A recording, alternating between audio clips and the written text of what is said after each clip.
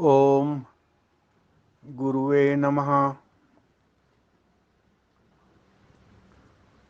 सुगवेच्या सर्व सदस्यांना माझे आशीर्वाद. काल आपण 9वी ओवी वाचून पाहिली होती ती अशी: बंध मोक्षाची वार्ता, नायकती सर्वथा, सहजची ध्याती शाश्वता, अखंडितासी.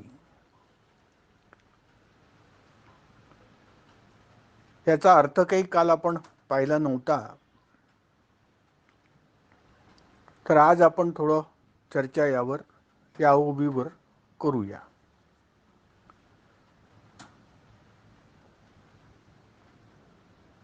नायकती सर्वथा म्हणजे न ऐकणे. नायकती सर्वथा, सर्वथा म्हणजे कधीच नाही.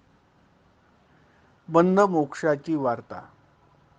आता हे जे वर्णन सुरू आहे, कारण वरच्या ओवीमध्ये जीवनमुक्त शब्द आलेला आहे आणि हे स्वरूप ज्ञान झालेल्या व्यक्तीचं वर्णन सुरू आहे आणि म्हणून यात कवी सांगतायत की एकदा त्याला ज्ञान झाल्यानंतर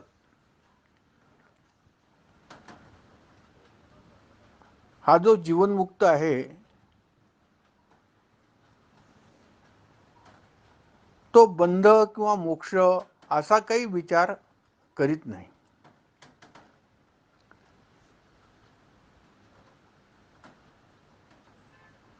बंध मोक्ष या गोष्टी तो काही कानावर घेत नाही.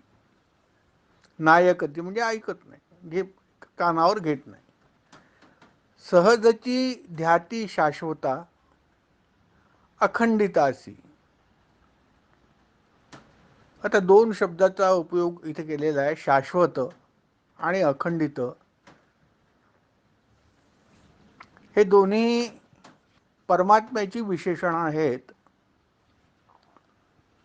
तो परमात्मा शाश्वत आहे.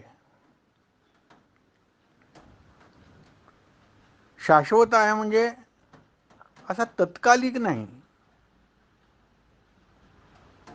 तो सदैव आहे, नित्य आहे. आपण बोलताना बोलतो अशाश्वत आहे म्हणून. अशाश्वत आहे म्हणजे त्याविषयी काही सांगता येत नाही, कधी राहील आणि कधी राहणार नाही. पण परमात्मा तसा नाही, तो शाश्वत आहे म्हणजे नित्य आहे, आहेच आहे. तो काही कुठे जाणारा नाही आणि संपणारा नाही, किंवा रूप बदलणारा नाही, किंवा थांबून पुन्हा सुरू होणाराही नाही. शाश्वत आहे.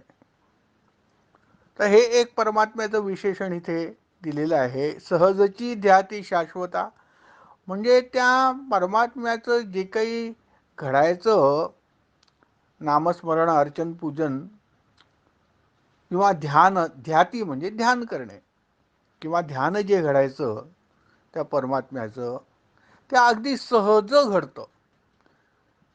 हा जीवनमुक्त सहज समाधीमध्येच असतो, ब्रह्मस्वरूपी लीन असतो. आणि म्हणून शाश्वत शब्द इथे वापरला. सहजची ध्याती, सहज जे आहे ध्यान करीत असतात त्या शाश्वत परमात्म्याचं अखंडितासी.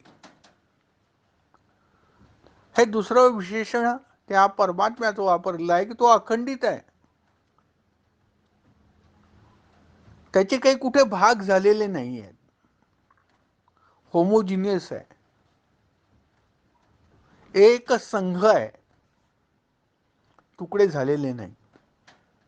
कुठे तो संपून त्याचा दुसरा भाग सुरू होतो असंही नाही आहे, संपतच नाही कुठे. तो अखंडित आहे,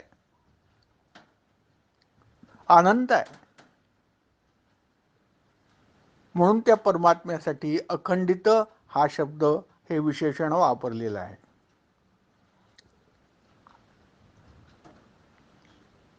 तर याचा अर्थ असा: बंध मोक्षाची वार्ता, नायकती सर्वथा सहजची ध्याती शाश्वता अखंडितासी.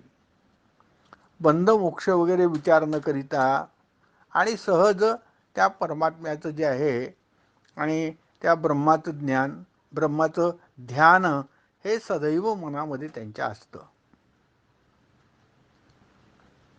असा याचा अर्थ आहे.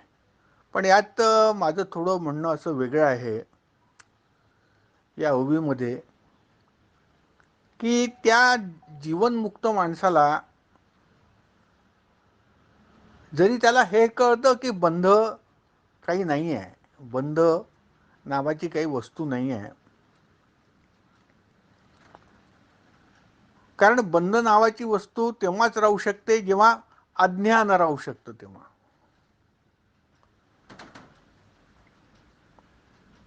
जेव्हा ही सृष्टी सत्य आहे, सृष्टीतले व्यवहार सत्य आहेत, सृष्टीमध्ये जी कर्म केली ती सत्य आहेत, असं जोपर्यंत समज आहे तोपर्यंतच अज्ञान आहे,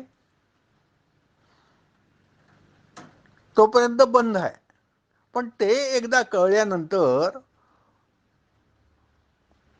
मग त्याची काही प्रोप्रायटी नाही.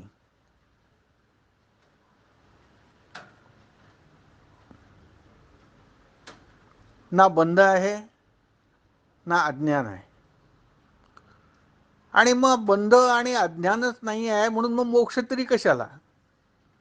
मग सदैव एकच स्थिती असते असं तो जीवनमुक्त जरी समजत असला तरी यात मला असं म्हणायचं आहे की अगदी असंच राहत नाही.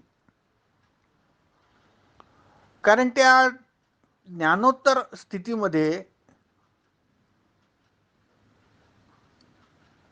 ज्ञान झाल्यावर आणि त्या जीवनमुक्ताला हे अगदी कळत असतं की आपण गुरुला शरणी यायच्या आधी आपली स्थिती कशी होती, किंवा आपले विचार कसे होते, आपली बुद्धी कशी होती आणि आपली दृष्टी कशी होती, आठवतं त्याला कसं आपण चुकत होतो आणि कशी आपल्यावर गुरुकृपा झाली आणि आपली ती जी चर्मदृष्टी होती ती ज्ञानदृष्टीत कशी बदलली, अज्ञानदृष्टी ज्ञानदृष्टीत कशी बदलली, असं त्याला आठवतं, असं त्याला कळतं. आणि त्यामुळे तो जरी बंध मोक्षाकडे दुर्लक्ष करीत असला तरी त्याला ते कळत नाही असं नाही, त्याला आठवत असतं. असं मला फक्त हे माझं हे व्यक्तिगत मत आहे. आता खरं काय आहे ते जास्ती या विद्वान लोकांना माहिती. तर अशी ही 9वी ओवी आणि 9व्या ओवीचा अर्थ. आता आपण 10व्या ओवीकडे येऊ. 10वी ओवी अशी आहे, जे मनापासून सुटले तया संशय नुरले, करणीय अकरणीय गेले सर्व कर्म. मनापासून सुटले. आता हा संसार मनापासूनच सुटला आहे. त्या जीवनमुक्ताच्या मनामध्ये संसाराविषयी काही गोडीच राहिली नाही, विरक्त होऊन गेलेला आहे तो. कारण या संसारातनं काही साध्य होऊ शकतं, साध्य होणार आहे असं त्याला काही वाटत नाही. आणि त्यामुळे त्याच्या मनापासनं, मनातनच संसाराचं अगदी बीज निघून गेलं असतं, मनापासून सुटला असतो. तया संशय नुरले. आता संशयाचं पण काही कारण उरलेलं नाही आहे, खरं आहे का खोटं आहे, हे असतं का नसतं, किंवा मनात असे अनेक प्रकारचे जे विकल्प आहेत ईश्वराविषयी, सृष्टीविषयी, किंवा जे कधी मनामध्ये येत असतील, आता त्याचाही विचार करायचं काही कारण उरलेलं नाही आहे. तया संशय नुरले, करणीय अकरणीय गेले. काही करावं असंही राहिलेलं नाही आहे आणि आता हे मात्र काही आपण करू नये असंही काही राहिलेलं नाही आहे. करणीय अकरणीय गेले सर्व कर्म. कर्मच खुंटले, कर्मच संपले सगळे त्याचे जीवनमुक्ताचे. तर या ओवीचा अर्थ असा, संसाराला त्यांनी म्हणजे जीवनमुक्तांनी मनापासून सोडल्यामुळे ते मुक्तच आहेत.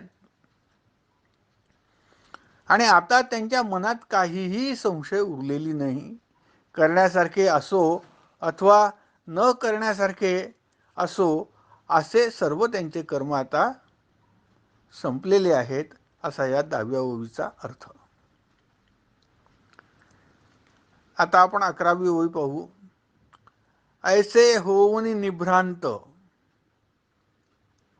निभ्रांत म्हणजे ज्यांची भ्रांत संपली ते निभ्रांत. आता ती जी भ्रांत होती तिला आता काही मनामध्ये थारा राहिलेला नाही, म्हणून ते निभ्रांत झाले. ऐसे होऊन निभ्रांत. कोण झाले निभ्रांत?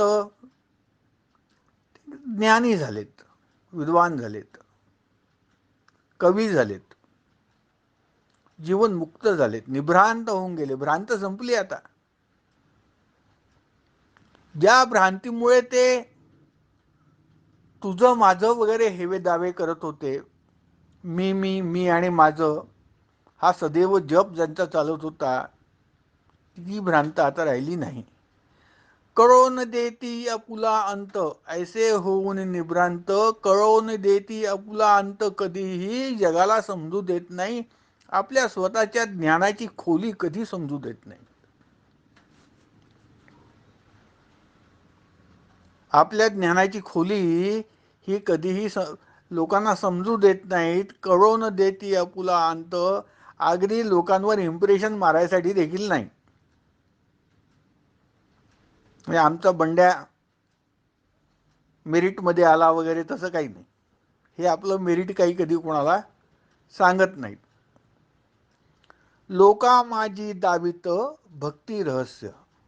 हो, आता यामध्ये काही प्रकार असे आहेत की काही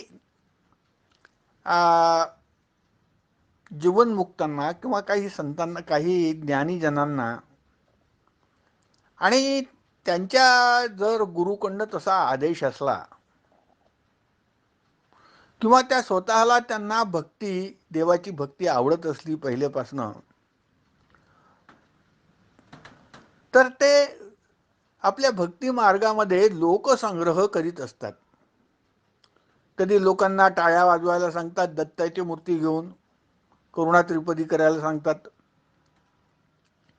दिगंबरा दिगंबरा श्रीपाद वल्लभ दिगंबरा करायला सांगतात. आपण मात्र ज्ञानी असतात, स्वतः काही नाही करत, पण लोकांसमोर करून दाखवतात, लोकांना करायला लावतात. कधी कधी हरे कृष्ण हरे राम सांगतात, कृष्ण कृष्ण हरे हरे, हरे राम हरे हरे. ते आपलं सांगतात, कधी रामकृष्ण सांगतात. कधी कधी देवीचं सांगतात, कोणत्याही देवतेचं. कधी आपलं गणपतीचं फार कमी सांगतात, पण सांगतात कधी. तर कोणता तरी एक देव देवता घेऊन सर्वसामान्य लोकांना वळण लावण्यासाठी, या भक्तीचं, या भगवंताचं वळण लावण्यासाठी, संसारातनं थोडंसं तरी त्यांचं मन निवृत्त करण्यासाठी. कारण संसारात गुंतलेला माणूस संसाराच्या बाहेर डोकं अगदी काढून पाहत नाही.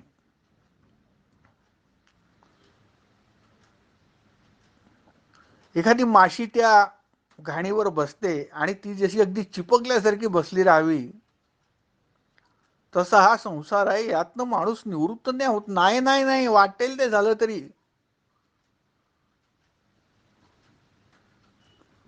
अगदी तो म्हातारा होऊन गेला, एकटा जरी घरामध्ये उरला तरी एकट्यामध्ये त्याला मज्जा करावीशी वाटते. त्याचं लक्ष काही देवधर्माकडे, हा तो तेवढ्यापुरती आपली आरती करेल, उदबत्ती लावेल, फार तर एखादं संस्कार चॅनेलवरती एखादं प्रवचन ऐकेल, किंवा फार तर देवाचं भजन ऐकेल. त्या पुढे काही तो वेळ देवासाठी द्यायला तयार नसतो. तर या लोकांना वळण लावावं म्हणून आमच्या नाना महाराजांसारखे थोर संत, जे स्वतः ज्ञानी होते आणि स्वतः जे थोरले गुरुजी होते, थोरले महाराज होते, वासुदेवानंद सरस्वती, अहो ते तर परमसिद्ध पुरुष होते. आपल्या खटेश्वर महाराजांसारखे सिद्ध पुरुष होते, सर्वज्ञ होते. टेंबे स्वामी. पण त्यांनी लोकांना काय शिकवलं? त्यांचं एक पुस्तक आहे, त्या पुस्तकाचं नाव मला आठवत नाही. त्यांनी शंकराचार्यांसारखं शतश्लोकीसारखं एक 100 फक्त त्यांनी श्लोक संस्कृतामध्ये आहे, आणि 100 फक्त श्लोक संस्कृतामध्ये आहे का मराठीमध्ये आहे मला वाटतं, आता आठवत नाही. आणि त्याच्यात त्यांनी फक्त वेदांत मांडला आहे टेंबे स्वामींनी. पण त्यांनी देखील लोकांना दत्तभक्ती सांगितली. शांत हो श्री गुरुदत्ता, मम चित्ता शमवी आता. तर लोकां माझी दावित भक्ती रहस्य, असं हे जे थोर जीवनमुक्त पुरुष आहे, ज्यांना गुरुची आज्ञा झालेली आहे लोकसंग्रह करण्याची, किंवा ज्यांच्यावरती भक्तीचे काही संस्कार उरलेले आहेत आणि त्यांना भक्ती आवडते, ते लोकसंग्रह करताना लोकांना भक्ती देखील शिकवतात. आणि हे जे लोकांना भक्तीचं रहस्य सांगतात, स्वतः मात्र जे आहे त्यांना काय भक्ती आहे ते कळून गेलं असतं. स्वतः ते ज्ञानी असतात, जीवनापासून मुक्त झालेले असतात, संसारात राहूनही संसारापासून मुक्त असतात. असे कित्येक थोर महान संत आपल्याकडे होऊन गेलेले आहेत. ऐसे होऊन निभ्रांत, कळून देती आपुला अंत, लोकां माझी दावित भक्ती रहस्य. लोकांना भक्ती शिकवत बसतात. ही झाली 11वी ओवी. आणि आता 12वी ओवी पाहू. भक्ती ज्ञान वैराग्य पाही, करुणी दाविती आपुले देही, जगासी लाविती सोयी तारकते. करुणी दाविती आपुले देही म्हणजे ते तुम्ही भक्ती करा आणि मी जरा फिरून येतो असं नाही सांगत. ते स्वतः नाना स्वतः भजन करायचे. नाना महाराज तराणेकर स्वतः भजन करायचे, स्वतः कीर्तन करायचे, स्वतः पूजा करायचे. म्हणजे भक्ती ज्ञान वैराग्य जे काही आहे ते स्वतः करून दाखवतात. अर्थात भक्ती मार्गामधलं ज्ञान म्हणजे आपण जसं आता बोलतोय शिकतोय ते काही ज्ञान नसतं. भक्ती मार्गाचं ज्ञान म्हणजे असं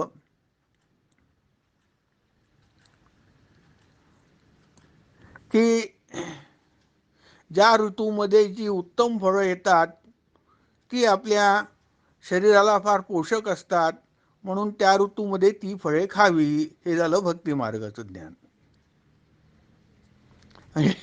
थोडक्यात असंच त्यांचं असतं. त्याच्यामध्ये फार काही ब्रह्मज्ञानाला काही वाव नसतो भक्ती मार्गामध्ये, पण ते संसाराला पोषक असं जे काही तत्व असतात ती सांगत असतात. तर असं हे भक्ती ज्ञान वैराग्य जे आहेत, हे संत जीवनमुक्त संत, जे नानांची थोरवी असलेले संत, फक्त लोकांना करून दाखवतात. लोकांना असा संशय येऊ नये की काय हो आम्हाला सांगता आणि तुम्ही काय करता म्हणून. अहो काही येतं लोकांच्या डोक्यात, काय येईल शंका, काही सांगता येतं का? काही पण बोलतात, ते काहीही विचारतात. आणि ते विचारताना कधीही पर्वा करत नाही की अरे आपल्याला हे काही माहिती नाही, याचं वाचन आपण केलेलं नाही, याचं ज्ञान आपल्याला नाही, हे कसं काय आपण विचारावं.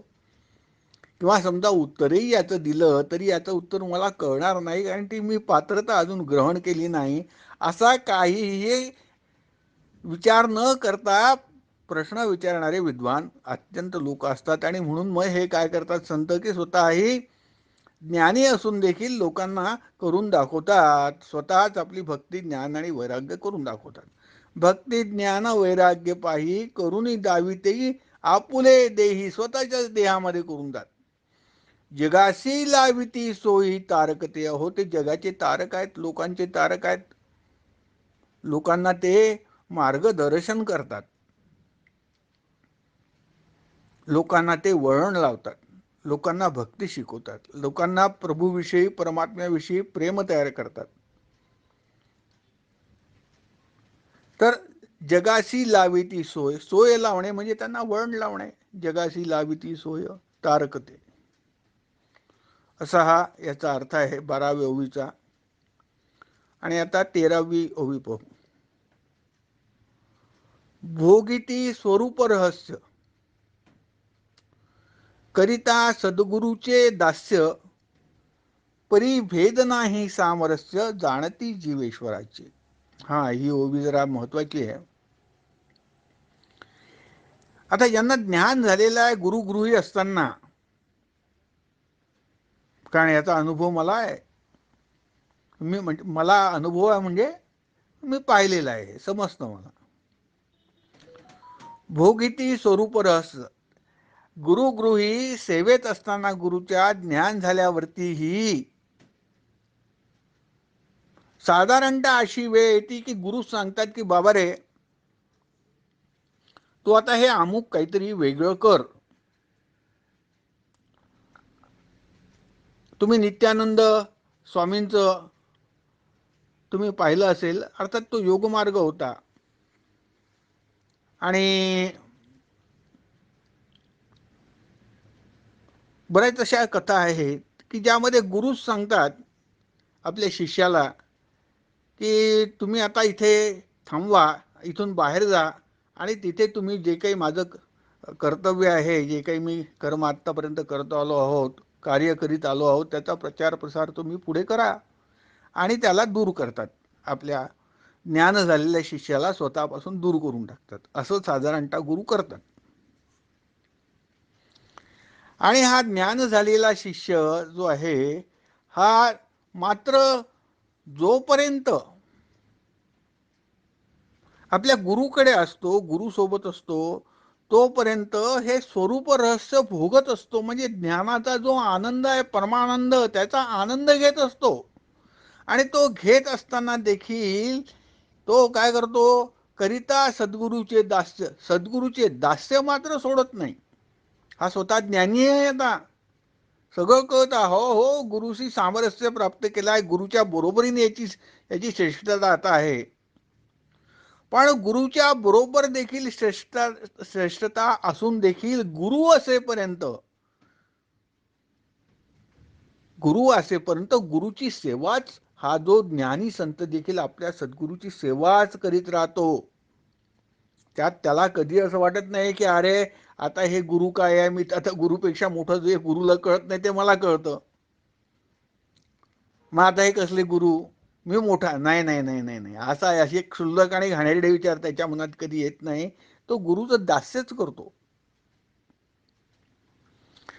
आणि गुरुचं दास्यच केलं पाहिजे. आपण नवविधा भक्ती आपल्याला माहिती आहे, त्या नवविधा भक्तीमध्ये दास्य हा एक प्रकार आहे.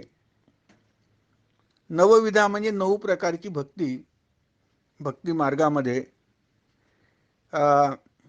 श्रवण कीर्तन, हा तो श्लोक आहे, तो श्लोक मला आठवत नाही बरोबर, पण श्रवण कीर्तन स्मरण, पादसेवन अर्चन वंदन, दास्य सख्य आणि आत्मनिवेदन, अशा ही 9 प्रकारची भक्ती आहे. 9 प्रकारे भगवंताची भक्ती करतात. आता याच्यामध्ये श्रीकृष्णाची भक्ती अर्जुनाने सख्य भावाने केली होती. आणि त्या महाभारत कालामध्ये आणि त्या गीतेमधले जे 2 पात्र आहेत, ते वास्तविक दोन्ही ज्ञानीच आहेत. आणि ते दोन्ही दिव्य पुरुषच आहेत. आणि त्यांनी ती रूप धारण केली आहेत लोकांना ज्ञान देण्यासाठी. आणि ज्ञान देण्यासाठी लोकांना संवाद आहेत. परंतु जोपर्यंत गुरु शिष्य परंपरा आहे, या गुरु शिष्य परंपरेमध्ये नेहमी शिष्याचा दास्यभावच राहिला आहे. गुरुनी, शिष्यानी स्वतःला आपल्या गुरुचा सेवकच समजलं पाहिजे. मित्र कधी समजायला नको, पण आजकाल समजतात, चूक करतात ते. आणि जेवढं मित्र समजतील तेवढं ते कधीही ज्ञान त्यांना मिळू शकणार नाही. कधीही या जन्मी ज्ञान प्राप्ती त्यांना होऊ शकत नाही, जर त्यांच्या डोक्यामध्ये हे गुरु माझे मित्र आहे ही जर भावना आली तर. मला आठवतं, मी नानांकडे सेवेला होतो. नाना महाराजांचे फार जगभर भक्त आहेत आणि लाखोनी आहेत. फार थोर महाराज होते. 1980 साली म्हणजे आजपासून 40 वर्षापूर्वी माझा अनुग्रह नानांचा झाला. गुरुमंत्र घेतला आणि नानांचा जेवढा वर्ग आहे जगभर पस सगळे मध्यमवर्गीय आणि उच्च संस्कारित लोक आहेत सगळे. तिथे काही कोणाला सांगावं लागत नाही, आपोआप सगळ्यांना कळतं की मला गुरुची सेवा कशी करायची आणि काय करायची आहे. मी नवीन होतो, पण मी नवीन असलो तरी मला माहिती होतं, कारण आमच्या घरी देखील ही गुरुपूजन गुरुसेवन हे होतंच. गुरुची पूजा होतीच. माझी आई कलावती देवी ची शिष्य होती, तर मला थोडी कल्पना याची होती. आता मी नानांकडे जेव्हा राहायचं दत्त जयंतीला 10 दिवस, तेव्हा सकाळी मला झाडू मारायचं काम राहायचं. नानांच्या समोर जे अंगण होतं तिथे मी आणि एक कोरान्ने होते, डॉक्टर, फार मोठे डॉक्टर होते ते तिथले, मला वाटतं इंदोरचेच. आणि आम्ही दोघं जण, डॉक्टर कोरान्ने आणि मी, ते नानांच्या समोरचं अंगण आम्ही स्वच्छ झाडून काढायचं आणि ते झालं हे 8 वाजेपर्यंत पूर्ण करायचं. आणि मग अंगण पूर्ण झाडून झालं की आम्हाला ड्युटी अशी होती की माझ्याकडे तेव्हा जीप होती आणि माझ्या जीपमध्ये 6 माणसं ठरलेली होती. त्या 6 माणसांना मी घ्यायचं जीपनी आणि मग रोज ताज्या भाज्या आणायसाठी मार्केटमध्ये जायचं सगळ्यांना घेऊन. मग मी थांबायचं माझ्या गाडीजवळ, हे लोक भाज्या विकत घ्यायचे, जीपमध्ये आणून टाकायचे आणि ते ही माझी ड्युटी होती, माझे काम मला. तर गुरुकडे दास्यच करावं लागतं, गुरुचा सेवक गुलाम दास म्हणूनच राहावं लागतं, तिथे शहाणपणा चालत नाही. पण ज्यांच्यावर हे संस्कार नाही त्यांना मात्र याचं सगळं अगदी खदखदत असतं मनामध्ये की माझ्या गुरूंना मी केव्हा आणि काय सजेशन देऊ, त्यांचं कुठे चुकतं, हे त्यांचं चुकतं बरं का, त्यांनी असं करायला पाहिजे.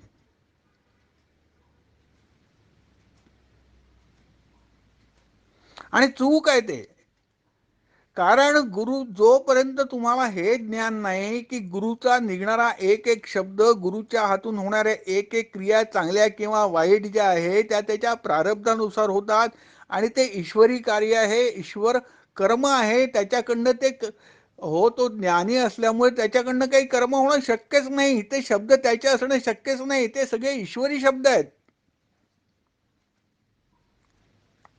पण तरीही आम्हाला गुरुला ज्ञान शिकवण्याची आमची बुद्धी काय, आम्ही शिकवतोच गुरुला ज्ञान. अहो तसं नाही, असं नाही, असं करा म्हणून. पण मला मात्र ते संस्कार नव्हते. मला आता मी एक उदाहरण तुम्हाला सांगतो. जेव्हा नुकताच खपती बाबांकडे आलो 92 मध्ये, नाना 93 मध्ये गेले, त्याच्या 1 वर्ष आधी, आणि महाराज आम्हाला तिथे सांगायचे, काहीच नव्हतं, एक झोपडं होतं, ते झोपड्यात राहायचे महाराज. आणि महाराज आम्हाला सांगायचे की अरे इथून तर त्या तिथपर्यंत ते तुम्हाला ते गेट दिसतंय ना, तो तिथे एक नाली खोदा. ती नाली सरळ आहे का वाकडी आहे, ती कशाला खोदायची, त्यात पाणी जाणार आहे का, त्यात त्यात काही झाडं लावायची आहे का, ते काही नाही, महाराजांनी सांगितलं नाली खोदा म्हणजे खोदायची. आणि हे मला नानांकडल्या संस्कारामुळे अत्यंत मदत झाली. मी नानांकडलं आणखी एक उदाहरण देऊन संपू किंवा ते असं करतो, उद्याच देतो तुम्हाला, सांगतो मी.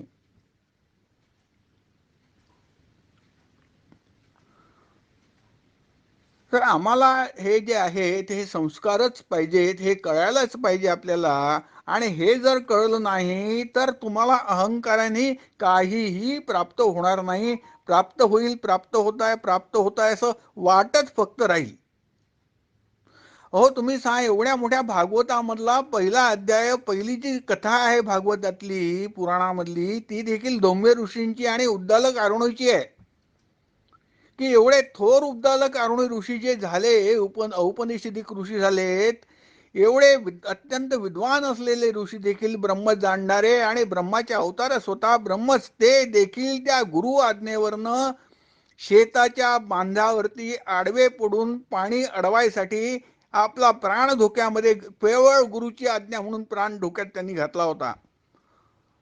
मग ते कुठे धौम्य ऋषी, कुठे ते उद्दालक आरुणी, आणि कुठे अहो आम्ही, मला इतके क्षुल्लक माणसं आम्ही, आणि केवढा अहंकार अगदी भरला, अगदी ठासून ठासून आमच्यामध्ये भरला. केवढी लाज वाटते आम्हाला गुरुची सेवा करायची. कशाची लाज आहे मला कळत नाही, पण वाटते आम्हाला. मी त्या बाबतीत मात्र अत्यंत भाग्यवान होतो. तसा माझ्यावरती लाज वाटण्याचा प्रसंग कधी ओढवलाच नाही. खूप आनंद मला. गुरूंनी शिव्या दिल्या त्यात आनंद, मारलं त्यात आनंद, रागावले त्यात आनंद, अगदी घाणेरड्यात घाणेरड्या कचऱ्यात कचरा काम जरी सांगितलं तरी ते करण्यामध्ये देखील मला आनंद वाटायचा. आणि असं जर वाटलं नाही तर मग हे मोठं कठीण आहे. असो, तर आता इथे पुन्हा हीच ओवी उद्या सुरू ठेवू आपण. आणि मी आता इथे विराम घेतो वाणीला. सर्वांना माझे आशीर्वाद.